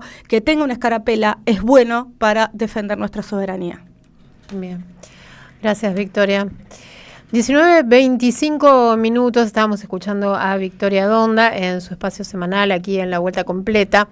Todavía tenemos un ratito más de programa. Víctor, ¿me puedes decir quién fabrica una mierda? Te digo. ¿Y qué me dijiste? ¿Y se la vende a los pobres? Fabrican una mierda para el pobre. Eso somos nosotros. Bueno, en realidad no estaba hablando de nosotros específicamente, pero la marca es muy conocida. Muy conocida. Si yo te digo no quiero arriesgar, Andy Warhol, sí. ¿Qué se te viene a la cabeza inmediatamente? Merda de artista. La sopa Campbell, obviamente. Campbell, ícono de la cultura del consumo. Campbell, la icónica marca de sopas enlatadas, que obviamente obtuvo su reconocimiento mundial a partir de la obra de Andy Warhol, es la que está en el centro de la polémica. Bueno, en realidad no fue tan así. Eso te lo voy a... O sea, el consumo de sopa Campbell derivó en una obra de arte de Estados Unidos. Claro, en un momento determinado. Pero Warhol la convierte en un fenómeno mundial. Claro. La sopa Campbell que no se vendía. Igual acá se llegó en algún momento la sopa Campbell. Están llegando de nuevo. Y yo me preocuparía. Porque yo tengo recuerdos de haber visto latas de sopa Campbell en... Están llegando de nuevo, incluso en el algunos país. supermercados. Y yo, después de escuchar lo que dijo su vicepresidente, me preocuparía. ¿Qué dijo este señor? Martin Bailey, que es el vicepresidente de Campbell Soup, dijo esto que te mencionaba: fabricamos una mierda para pobres. ¿Por qué salta esta situación? Se hizo pública a partir de la demanda presentada por Robert Garza, que es un ex analista de seguridad de Campbell, por lo que considera un despido arbitrario. Garza presentó una grabación que hizo de Bailey hablando de esta manera como prueba en el juicio. Las palabras del vicepresidente Bailey las grabó durante una reunión donde tuvo duras definiciones, no solo para los productos que ellos fabrican, sino también para sus empleados. Según el archivo de esta grabación, Bailey dijo: fabricamos mierda para gente pobre. Ajá. ¿Quién puede comer esta porquería? Claro. Yo no consumo estas cosas. Nadie sabe qué mierda tienen adentro. Esta basura tiene pollo transgénico. No quiero comer un pedazo de carne hecho por una impresora 3D. Esto generó, por supuesto, cuando hizo público, un golpe a la reputación de la marca. Esto le dio Roland Barthes, Andy Warhol y todos los que tomaron sopa Campbell en los 70. Una pequeña acotación. Sí. Eso que dice este señor, que en Estados Unidos lo compran la gente pobre, acá lo vas a encontrar en un supermercado super finoli, a un precio porque es que aspiracional, te rompen la ¿viste? cabeza para comer. Tal cual, es aspiracional. Claro, Es aspiracional Bailey consumir esos siguió productos hablando en esa importados. grabación y también se refirió al personal de la empresa, llamándoles idiotas y sick, no maten al mensajero, putos indios que no saben una mierda, son incapaces de pensar, no tienen cerebro. Ajá. Garza entregó la grabación a su jefe directo porque entendía que esto podía significar un riesgo para la empresa, ya que Bailey también confesó consumir drogas dentro de la empresa. La respuesta que consiguió Pensé que dentro de las latas. La respuesta que consiguió Garza fue su despido, lo que lo llevó al ex empleado a iniciar el juicio por este despido Es una que especie considera de español, injusto ese. y lleva esta grabación como prueba. ¿Por qué digo que esto tiene relación con la Argentina? Porque hace 2 o 3 semanas, no más de eso, Argentina hizo un decreto de desregulación para la importación de alimentos con que alcanza, si los alimentos son envasados, como las sopas Campbell, para que no tengan que recibir al ingresar a la Argentina ningún control del SENASA. Es decir, se acepta como válido el control que venga de otro país. Nosotros vamos a recibir las sopas Campbell y las vamos a consumir aspiracionalmente como si fuera algo maravilloso, mientras su vicepresidente nos está diciendo que no se sabe qué mierda tienen adentro esas latas. Yo alguna vez las Yo probé. quiero decir, todo bien con el vicepresidente que le dijo indios y no sé qué a los empleados. Quiero saber si devolvió la plata que debe haber recibido por la empresa. Claro, lo que nos preguntábamos antes, ¿no? Porque, Bueno, ¿cuántas propiedades se compró? Andá a Y, saber. con los indios, no sé qué. Bueno, pero además a él no lo echaron, al que echaron fue a Garza. Sí, Él sigue adentro. tal cual. Impresionante. Bueno, eso fue una filtración. Eso fue es decir, cuando Garza, según el relato, porque es más largo el relato, Garza tiene esa reunión con Bailey, lo ve que está sacado y que empezaba a decir disparates y lo empieza a grabar, porque en un momento al empezar la conversación dice, para bancarme acá adentro yo me tengo que fumar un porro, dice, o consumir cocaína, si no es imposible estar rodeado de estos. Bueno. Cuando el tipo escucha eso, lo empieza a grabar. Y después se lo lleva al jefe y le dice, che, mirá está pasando esto. Ojo, porque este tipo es un peligro. El jefe lo hace echar. Eso es como españolo, por eso te digo. Claro. Tenemos que hacer un meme. Se me ocurría, viste que uno piensa, yo pienso en meme a veces, ¿no? La cosita de la sopa Campbell con el signo igual a la lata de la obra de Piero Manzoni de Merda de Artista. Claro, tal cual. Bien. Es Victoria Donda, si están preguntando quién es Victoria. Es Victoria Donda, la que estaba conversando con nosotros hace unos minutitos nada más, 19:31. Última tanda, enseguida volvemos. AM530. 20 años Se cumplen 20 años de la creación de esta radio, que fue algo muy sacrificado también para las madres para conseguir esta radio. Eve siempre la elogiaba, estábamos muy contentas y queremos que siga siendo nuestra, que no nos la saquen como nos sacaron la universidad. Muchas gracias a todos los que trabajan en la radio, todos buenos compañeros. Un abrazo. AM530 Somos Radio. Buscamos la verdad siempre. Nuevos asfaltos en La Capilla. Estamos trabajando en los accesos a la escuela secundaria número 15 con obras hidráulicas complementarias y luminarias LED. Conoce más en varela.gov.ar/obras. Municipalidad de Florencio Varela. Intendencia Andrés Watson. Sistema colonial develado de Jean-Louis Bastey, un libro clave para comprender los pilares centrales del colonialismo en la pluma del que fuera el principal teórico de la Revolución haitiana, con un estudio preliminar del historiador argentino Juan Martínez Pería. Conseguilo en librerías y en edicionessicus.com.ar. Te esperamos en nuestra librería Café de Adolfo Alsina 685, Capital Federal. Ediciones Sicus. Libros para una cultura de la integración. Felicitas Bonavita está en AM530. La comisión concluyó que Milei habría incurrido en mal desempeño en sus funciones al promover la criptomoneda, y vamos a hablar de este tema con uno de los integrantes de esa comisión, con el diputado Juan Marino. Nosotros hicimos un trabajo intenso durante meses y reunimos mucha información, informes técnicos y material probatorio. Amplió nuestras hipótesis iniciales. Cuando arrancó la comisión, lo que discutíamos fundamentalmente era que estábamos frente a una presunta estafa a nivel internacional, para la cual Milei había malversado y abusado de la investidura presidencial, y con el desarrollo de la investigación pudimos constatar que eso genera un daño continuo y permanente hasta el día de hoy. A las 12, Bonavita 530, en AM530. 20 años. Somos radio. Somos comunidad. Vení a conocer la provincia de Buenos Aires. Turismo todo el año. Provincia bonita Argentina. Más información en buenosaires.tour.ar. Gobierno de la provincia de Buenos Aires. Vení a Ituzaingó. Viví la experiencia. Descubrí la alegría. Disfrutá. Sentí. Probá. Crea momentos imborrables. Ituzaingó. Un lugar para visitar. En el país donde las pulgas sueñan con comprarse un perro, una señal nunca se apaga. Y quien se acerca, se enciende. AM530. 20 años. Somos radio. Somos comunidad. En AM530 damos más que media vuelta para ver qué pasa. De 18 a 20, Andrea Recupero da la vuelta completa. La vuelta completa en AM530. Somos radio.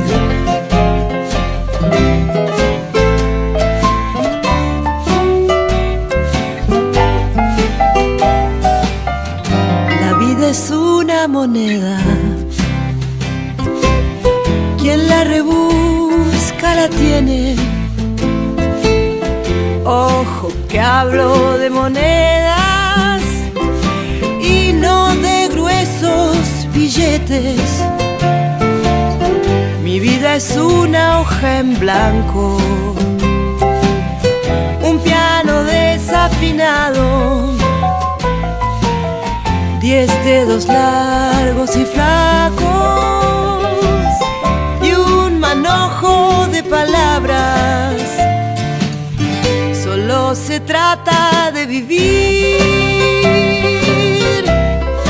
Esa es la historia.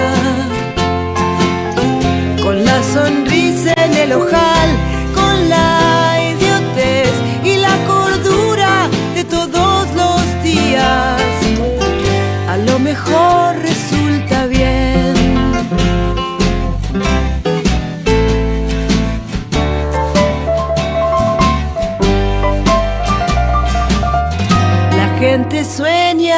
que sueña. La calle sigue que sigue. El taxi gira que gira. El cielo y la 19 horas 36 minutos. Justo me queda un cable adelante del número de los minutos, entonces tengo que estar buscándolo, pero lo encontré perfectamente. 19 horas 37 minutos. Andrea tenía un compromiso, se tuvo que retirar unos minutitos antes, pero estoy seguro que antes de retirarse pasó por la máquina y se llevó un café Bantú. Gracias, Café Bantú, el café de la radio, por el aroma y el sabor de cada mañana. Probala en tu casa, también en la oficina. Café de especialidad y máquinas expendedoras de última generación. Comunicate al 11 58 96 28 30 o a www.cafebantú.com.ar. En Instagram, @cafebantú. Café Bantú, una leyenda de aromas y sabores que inspiran. Bantú. Bueno, queremos además, antes de... Les queremos contar algo. Ya está Eva Cousovitis acá con nosotros en el estudio. Pero antes, queremos recordarles algo muy, muy importante porque se van terminando los días. Hoy es 25, les estamos hablando del 27 de noviembre. En el Movistar Arena se presenta la Delio Valdés.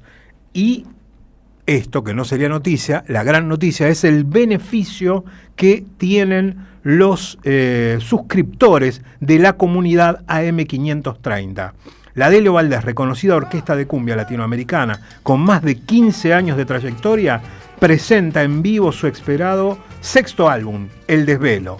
Y las entradas, para que se hagan una idea, van de 40.000 mangos en adelante.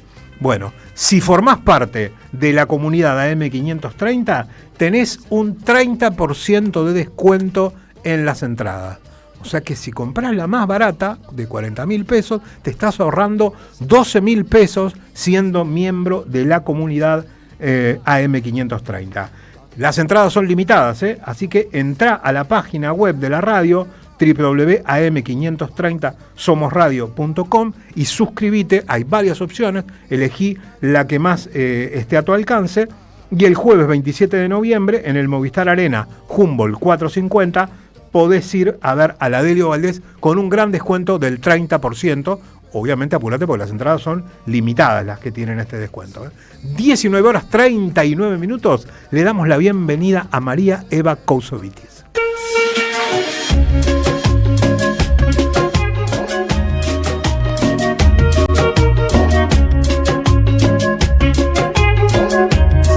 Hola Eva Cousovitis, ¿cómo andás, Evita? ¿Todo bien? Muy bien, ¿qué tal, Víctor, Luis? Bueno, saluditos para Andre y saludo a todas y a todos. Muy bien, ¿ustedes? Bien, disfrutando de este hermoso día veraniego de 28 grados, cosa que a mí me encanta. Si hay algo que me gusta es el calor, 28 grados, sí. Le está faltando el 95% de humedad y la hacemos completa. Y con eso el día es perfecto. Con eso ya está, es el día perfecto. ¿De qué nos vas a hablar hoy, Evita? Bueno, la verdad es que hoy voy a tomar un tema un poco recurrente, pero le vamos a dar una vuelta de tuerca. A ver. La verdad que muchas veces hemos mencionado que uno de los problemas estructurales que tiene la Ciudad de Buenos Aires, y que por supuesto también es un problema estructural a nivel nacional, es la emergencia habitacional. Correcto. En Ciudad de Buenos Aires, esa emergencia habitacional alcanza a 500.000 de porteñas y porteños, y una de las dimensiones claves de esta problemática tiene que ver con los hogares inquilinos. A nivel nacional tenemos 10 millones de personas que alquilan, y en la ciudad más del 40% de las porteñas y porteños son inquilinos. Y acá hay un dato interesante, alguna vez lo hemos mencionado, que es este cambio en la estructura demográfica y habitacional de la Ciudad de Buenos Aires. La Ciudad de Buenos Aires ha transformado su estructura demográfica y habitacional drásticamente en las últimas 2 décadas, diría yo. La verdad es que la información oficial muestra con claridad que tenemos una tendencia irreversible hacia la inquilinización de los hogares porteños. Recordemos que históricamente la Ciudad de Buenos Aires era una ciudad cuya característica era que quienes habitaban la Ciudad de Buenos Aires eran dueños de la vivienda que ocupaban. Bueno, la verdad es que esa ciudad de propietarios no tiene nada que ver con la actual Ciudad de Buenos Aires, Y esto tiene que ver con la falta de acceso al crédito hipotecario, por supuesto con la dolarización del mercado inmobiliario. No siempre estuvo dolarizado el mercado inmobiliario en la ciudad de Buenos Aires y esto empujó a muchos sectores de clase media y por supuesto a los sectores populares a ser inquilinos eternos, deudores eternos. Bueno, en el 2024 y en el 2025 los alquileres en el periodo interanual muchas veces, o en la mayoría de los casos yo diría, duplicaron la inflación. Es decir, que además tenemos todo un tema de accesibilidad a los alquileres. Pero yo acá tenía unos datos que me parecían, la verdad, interesantes por un lado, alarmantes por otro, que nos muestran que en el censo del 2010, el 29% de los hogares era inquilino. En el censo del 2022 pasamos al 36% y la proyección al 2025 es del 41,5% de los hogares inquilinos. ¿Cuál es la carga del alquiler en relación al ingreso? En el año 2010, esa carga era del 24%. Destinábamos el 24% de nuestros ingresos al pago del alquiler. Ya en el 2022, el censo mostraba que esa carga era del 38% y actualmente esa carga puede llegar al 50%, mitad de los ingresos destinados al pago del alquiler. Y todo esto va de la mano con la informalidad, algo de lo que también alguna vez hablamos, porque la informalidad en el mercado de alquileres en el 2010 era de el 40% y hoy la informalidad en el mercado de alquileres supera el 75%. Bueno, tenemos este fenómeno de inquilinización que además evidencia importantes niveles de informalidad contractual debido básicamente a las barreras que tenemos para poder acceder al alquiler. Un ejemplo, la verdad, claro, lo conversamos hace unas semanas, que tiene que ver con este proceso de inquilinización que se traslada a las villas porteñas, en donde vemos que en muchas villas porteñas el porcentaje de familias inquilinas puede superar el 30% y en donde las familias por una habitación con baño compartido y cocina compartida pueden llegar a pagar entre 400.000 y 500.000 pesos. Es decir, a mayor informalidad en el acceso, mayores costos para la familia y, por supuesto, mayor precariedad habitacional. Por eso es que con la comunidad inquilina no propietaria, una organización que viene discutiendo la problemática de las familias inquilinas hace muchos años, venimos pensando que la vivienda de alquiler no puede ser un simple contrato entre privados, sino que en realidad tiene que ser un servicio de interés público en donde el Estado lo que tiene es que regularlo y además garantizarlo. Hoy, para acceder al mercado formal de alquileres, lo que se necesita es contar con una garantía propietaria. En general, esa garantía propietaria tiene que ser de un familiar directo, es decir, que tiene que haber un familiar propietario que además sea propietario de una vivienda que esté en la ciudad de Buenos Aires, que con esa vivienda sea garante de ese alquiler. La otra alternativa es ir a una garantía financiera, ¿no? La garantía que entregan los bancos, por ejemplo. Bueno, estas garantías financieras no solo tienen un costo muy elevado, a veces el costo de esta garantía financiera puede ser entre un alquiler y medio o 2 alquileres, realmente un costo muy importante, sino que además estas garantías financieras están para quienes pueden demostrar ingresos formales altos. Eso hace que los jóvenes, los trabajadores informales, los monotributistas de las categorías más bajas, por supuesto los migrantes, los estudiantes que vienen del resto del país a estudiar a la ciudad de Buenos Aires y los sectores populares queden fuera del mercado formal de alquileres. Entonces, a mí me parece que es urgente que podamos poner en agenda algunos programas o algunos mecanismos que nos permitan de alguna manera afrontar esas barreras. Y ahí es donde aparece como propuesta un sistema de garantía pública obligatoria. Bueno, ¿qué significa esto? Que todos los contratos de alquiler tienen que acceder a una garantía pública obligatoria que reemplace a la garantía propietaria y a la garantía financiera. Bueno, este proyecto de garantía pública obligatoria, la verdad que tiene como ejes o como principios, en primer lugar, que la vivienda como alquiler tiene que ser un servicio público y que los gobiernos locales tienen la responsabilidad de regularlo. Tiene que ser una garantía obligatoria y además esta garantía obligatoria va a ser financiada mediante los depósitos en garantía. En lugar de darle el depósito en garantía al propietario, ese depósito va a ir a un fondo fiduciario, que es el que solidariamente va a financiar en caso de incumplimiento a las familias inquilinas y le va a dar más seguridad al propietario. El Estado va a ser el garante, entonces, y eso es lo importante, frente a incumplimientos, frente a atrasos, y como les contaba recién, esto, por un lado, le da más seguridad a las familias inquilinas, pero también le da mucha seguridad a los propietarios. El propietario va a tener la certeza de que va a cobrar el alquiler y que además va a poder cobrar eventuales daños con este fondo fiduciario. Y por otro lado, nos permitiría algo que la verdad tenemos pendiente, que es formalizar el mercado de alquileres, ¿no? Porque nos permitiría, por ejemplo, crear un registro público de contratos que tengan incentivos fiscales para justamente acceder a esta garantía pública obligatoria. Bueno, el corazón de esta propuesta tiene que ver con esto, con construir un fondo de garantía, ese fondo que va a nutrirse de los depósitos que hacen los inquilinos, va a actuar como fiador solidario, va a ser el pagador en última instancia de los contratos de alquiler que estén registrados bajo este régimen. El gobierno de la ciudad este fondo lo puede crear a través del Instituto de Vivienda de la Ciudad o a través del Ministerio de Hábitat y Desarrollo Humano, y ese fondo podría ser administrado, por ejemplo, por el Banco Ciudad, que tiene bastante experiencia, ¿sí?, en programas similares. Bueno, a diferencia de los programas que hoy existen en la Ciudad de Buenos Aires, que es Garantía BA, un programa que está totalmente desfinanciado, que además ha fracasado y que, por otro lado, es un programa que funciona como un subsidio para pagar una garantía financiera. Acá no es el Estado que te ayuda a pagar la garantía financiera, sino que en realidad es el Estado el asegurador, el Estado es el garante.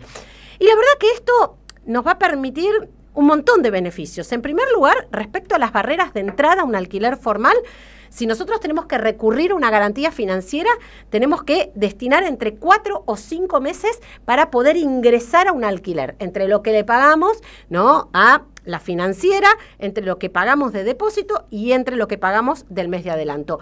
Con esta garantía pública solamente haríamos el depósito a este fondo y el mes adelantado. Por supuesto, esto da mucha más seguridad al propietario. Actualmente el propietario, la verdad es que la seguridad que tiene de cobrar el alquiler depende de la solvencia que tenga el garante y, por supuesto, en el caso de que esto se judicialice, depende de los tiempos judiciales. En este caso, el propietario tiene máxima seguridad porque justamente el cobro lo asegura el Estado. El costo fiscal. Bueno, actualmente nosotros tenemos muchos programas en la Ciudad de Buenos Aires que tienen importantes costos y que además son muy ineficientes. Los subsidios habitacionales, por ejemplo, la garantía BA. Bueno, la verdad es que esta propuesta no tendría costo fiscal porque serían los mismos depósitos los que alimentarían este fondo. Y por supuesto nos permitiría bajar la informalidad, que hoy supera, como les contaba, el 70%. La verdad que estuvimos viendo ejemplos en otras ciudades de Europa, de Latinoamérica, y hay varios. Hay un montón y hay muy buenos ejemplos. Tenemos el programa Visale en Francia, experiencias en el Reino Unido. En España tenemos experiencias en el País Vasco, en Cataluña, en Madrid. En Uruguay hay un programa que se llama Servicio de Garantías de Alquileres. La verdad que Uruguay tiene buenas políticas de vivienda muy consolidadas. Chile también tiene un programa similar que es el FOGAES. Pero bueno, el Visale, el programa francés, es uno de los más exitosos. En realidad, este es un sistema de garantía pública. Es uno de los más avanzados del mundo, revolucionó el mercado de alquileres en Francia porque eliminó la necesidad de tener un garante físico familiar y esto, por supuesto, lo que hizo fue democratizar el acceso al mercado formal de alquileres, sobre todo de trabajadores precarios y también de jóvenes. La cobertura de este programa Visale es de hasta 36 meses, o sea, 36 mensualidades impagas. Esto le da mucha seguridad a largo plazo, fundamentalmente al propietario. Este sistema es completamente gratuito. el fondo lo financia un impuesto a las constructoras. Bueno, es un dato interesante para poder mirar. Pero a mí me parecía importante que podamos escuchar a Magalí Cirulnikov. Ella es una de las cofundadoras de la comunidad inquilina no propietaria que viene impulsando esta idea, entre otras. Existen unas garantías que son alternativas a las garantías propietarias, que son los seguros de caución. Lo que proponemos es una garantía de parte del Estado que cubra no solamente el pago de los alquileres, sino que también cubra los daños o perjuicios que pueda tener cualquiera de las partes en la relación de alquiler. Entonces, de esta forma, el Estado garantiza que no haya ningún perjuicio que le esté produciendo una parte a la otra, garantiza que los alquileres sean pagables y asegura que en caso de que el inquilino no pueda pagar, lo va a pagar el gobierno de la ciudad en este caso. Bien, ahí la escuchábamos justamente a Maga haciendo una síntesis de esta propuesta. Pero bueno, lo cierto es que nosotros necesitamos poner en agenda cómo resolvemos este problema creciente de inquilinización en la ciudad de Buenos Aires, que además va de la mano con la informalidad en relación al acceso al alquiler. Bien, una de las barreras que aparece y que vemos, la verdad, de manera muy repetida y frecuente, tiene que ver con la exigencia de una garantía familiar propietaria. Bueno, para nosotras y para nosotros debe ser el Estado el garante y el único garante. Eso es muy importante, ¿no? Para evitar que entonces se seleccione al inquilino. La garantía es única, es la garantía del Estado, y es el Estado el garante, y es quien entonces nos permite darle mayor seguridad a los propietarios y a los inquilinos y de alguna manera mitigar la enorme informalidad que tenemos en el mercado de alquileres, que insisto, en las villas porteñas es un dato muy preocupante, es una situación muy alarmante que además tiene a muchísimas familias en una situación de muchísima vulnerabilidad habitacional. Me surgen varias preguntas de esto. La primera es casi una reflexión. Hace 30, 40, no sé, por lo menos 40 años que te dicen que se dice y que además se comprueba en los censos, la población de la ciudad de Buenos Aires es más o menos siempre la misma. En esos 30 o 40 años se llenó de edificios, o por lo tanto se llenó de viviendas la ciudad de Buenos Aires. Pero crece el fenómeno de inquilinización. La gente ya no puede comer. O sea, el problema no es la falta de viviendas, el problema es la falta de plata y de créditos. A ver, la ciudad de Buenos Aires desde la década del 50, que tiene 3 millones de habitantes aproximadamente. Eso en primer lugar. En segundo lugar, en la ciudad de Buenos Aires hay 200.000 viviendas ociosas, que en general son suntuosas. Viviendas que no están en venta, que no están en alquiler. Y por supuesto, en paralelo, cada vez hay mayor cantidad de familias que se encuentran en emergencia habitacional porque habitan en villas, asentamientos o barrios populares sin acceso a los servicios más básicos, en condiciones extremas de hacinamiento, sobre todo las familias inquilinas en villas que acceden a alquilar una pieza. Y por otra parte, nosotros además lo que detectamos es que la población en las villas en los últimos años se ha ido multiplicando. Es decir que construimos cada vez más viviendas que nadie habita. Por otro lado, la población se mantiene constante, cada vez más personas se encuentran en emergencia habitacional, cada vez más población habita en villas, asentamientos y barrios populares. De esa población, cada vez mayor porcentaje, además, alquila. Tenemos un fenómeno creciente de inquilinización y, por supuesto, no nos olvidemos de las 12.000 personas que todos los días sobreviven en la calle. Bueno, claramente tenemos que poner en agenda la problemática habitacional. Dentro de la problemática habitacional está el fenómeno de inquilinización, que por supuesto no va a resolverse con una garantía estatal obligatoria solamente, sino con una batería de medidas. Pero el primer escollo que la verdad tiene que sortear cualquier familia para poder alquilar un inmueble en la ciudad de Buenos Aires es conseguir un familiar con una garantía propietaria. Bueno. Esto nos allanaría buena parte de ese camino. Por supuesto, no es la única medida, a eso tenemos que incorporarle un banco público de viviendas para tener viviendas en alquiler social. A eso nosotros necesitamos incorporarle la regulación del mercado inmobiliario. No es posible que en la ciudad de Buenos Aires la sobreconstrucción especulativa no cese con todos los impactos que eso genera. Y por supuesto, nosotros necesitamos además políticas concretas destinadas a la urbanización e integración de los barrios populares. Me surge una pregunta respecto a la propuesta. Vos dijiste que el fondo fiduciario se financiaría con el mes de depósito ese que entregan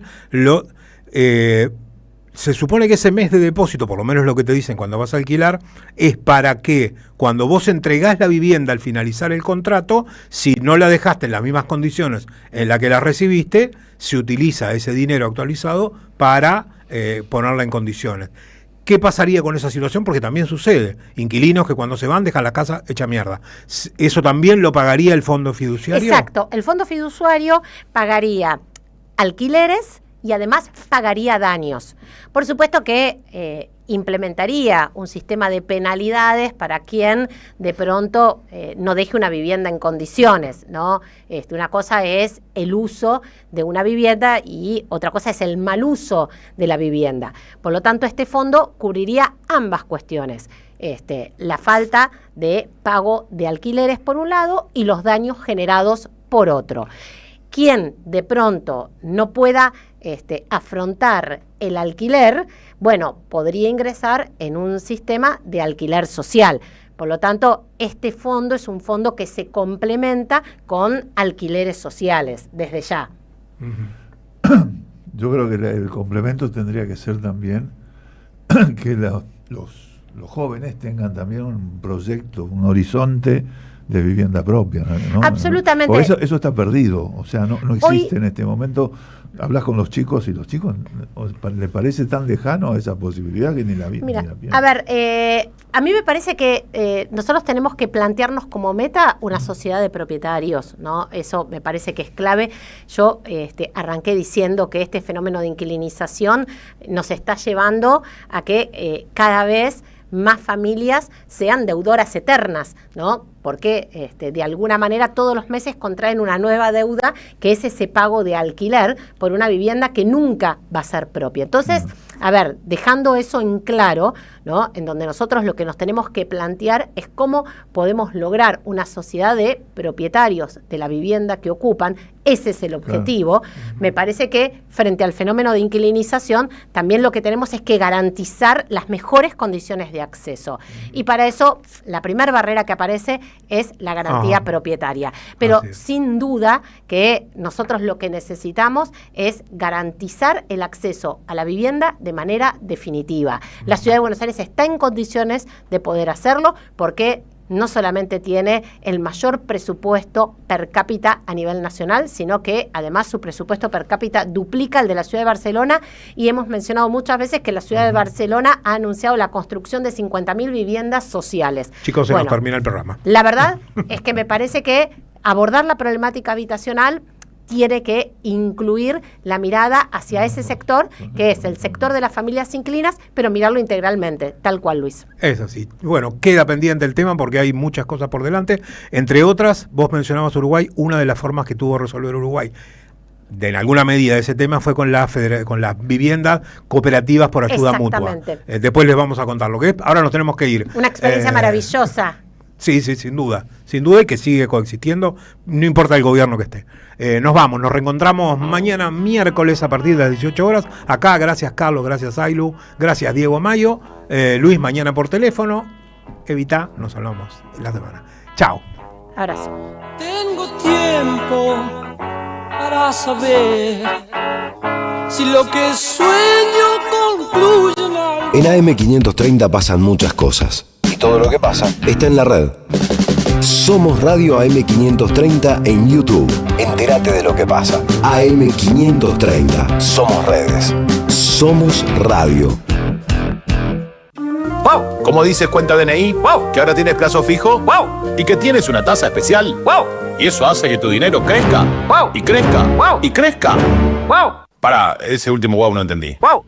Ah, que crece. Cuenta DNI. Tu plazo fijo de Banco Provincia es realmente wow. Conoce más en bancoprovincia.com.ar. Lo nuevo en Ediciones Continente. Arte y Militancia, de Ricardo Carpani. Un libro que expone su legado y la vigencia de lo artístico como herramienta de transformación social. El artista que puso su arte al servicio de la militancia. Ediciones Continente. Editamos futuro con memoria. Ingresa a edicontinente.com.ar o al Instagram @edicontinente. En Lanús trabajamos por una ciudad más segura. Inauguramos la primera base de operaciones de la Fuerza Barrial de Aproximación de la Policía Bonaerense e incorporamos 20 móviles y 240 efectivos policiales. Sumamos 75 nuevos vehículos y 200 agentes de seguridad ciudadana a través del programa Lanús Te Cuida. Además, continuamos con el programa de formación y capacitación permanente para nuestros agentes locales. La ciudad que nos merecemos es una Lanús segura. Lanús Gobierno. Seguí a la Cámara de Diputados de la Provincia de Buenos Aires a través de sus redes sociales y entérate de todas las actividades legislativas. En Instagram y Facebook como @diputadosBA y en Twitter como HCDiputadosBA.